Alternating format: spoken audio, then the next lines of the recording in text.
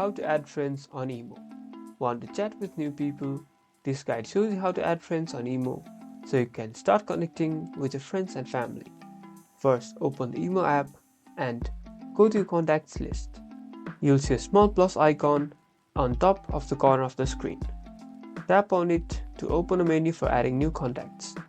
You can also tap the Add Friends option from the profile menu. You have two main options to add new contact. You can either enter the phone number manually right here from your device's address book or select them from your device's address book. If you choose to enter the number, make sure you enter it correctly and include the country code.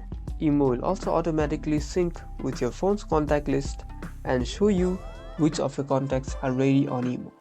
This is a very useful feature that can help you find your friends and family on IMO.